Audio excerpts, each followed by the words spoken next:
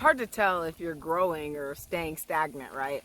Well, here I found 3 ways to tell if you're growing as a person or not. First of all, you know what we have to do. We have to get our beautiful sun and vision. How you doing up there, baby? Beautiful as ever, right? Have a wonderful environment around me. Awesome waterfall in the back. Let's get this started really quickly, okay? So 3 indicators to tell that you are growing as a person.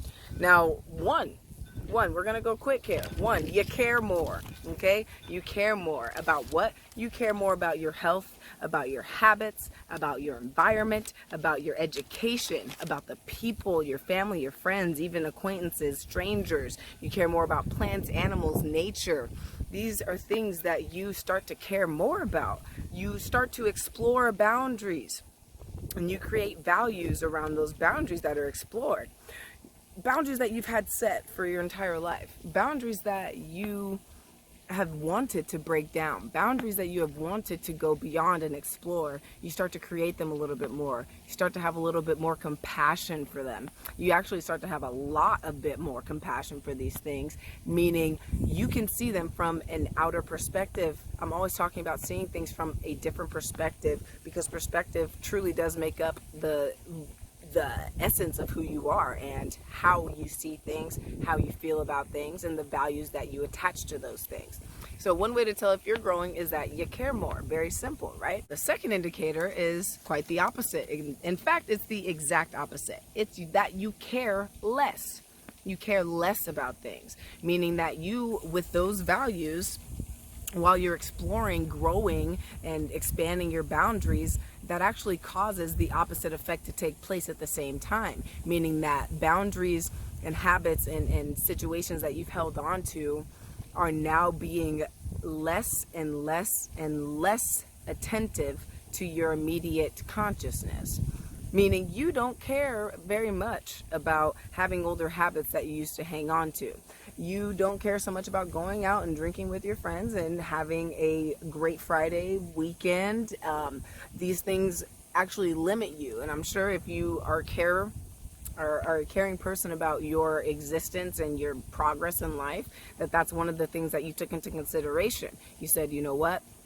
I don't need to go out as much. I don't need to surround myself with people who are just in it for a good time and don't really have any longevity in terms of a friendship, a relationship, a companionship of any sort. And you begin to see what's invaluable. You care less about the invaluable things, meaning you discipline yourself. You start to be able to observe, okay, is this serving me? No, it's not serving me. That is an indicator of growth. Now, number 3. You are okay with not being okay, or you're okay with not having the answer that you're seeking right at this point in time. You become more and more okay with not knowing the answers to things. It sounds counterintuitive. It sounds like, why would I not want the answers to things that I'm asking questions to? Well, it actually creates a sense of patience. It's more patience than anything. And sense of patience. So you have a sense of patience not only with the world, but with yourself. You create a sense of patience with the world, and more importantly, internally. This shows an immense amount of growth, because many of us, we want things to happen instantaneously. We need it to happen now, or we need the answer to our question right now. And what does that do? That adds stress onto your body. Helps to tense up your muscles, restrict your oxygen intake, and then lessening the productivity of your brain and your functionality in your entire nervous system. So when you create a sense of patience and you're okay with not being okay, number 1, and you're okay with not having the answers to things that you are questioning, you then start to create the patience that is necessary to let those things flow into your life and flow into your observation. What you're doing is you're observing things. You're seeing them from a different light. You're seeing them differently when you create this essence of patience. This patience entices an observer stance, and it can more readily help you to see where you need to improve and where you need to leave those old habits and functions that you held on to so deeply behind. It helps you to see those things from a broader perspective and be able to then educate yourself on how to change that. You can't educate yourself on something if you don't even know that something is there, if you don't know that your ears are meant for listening and your mouth is meant for speaking, and you have two ears and one mouth for a reason, then you don't know that you should probably close your mouth and listen a little bit more. If you are a very talkative person and you want everyone to hear your opinion, you become okay with people not hearing your opinion every now and then, because one, you will be able to share that opinion another time, I guarantee you, whether it be with the same person or a set of people or with different people and a set of ears.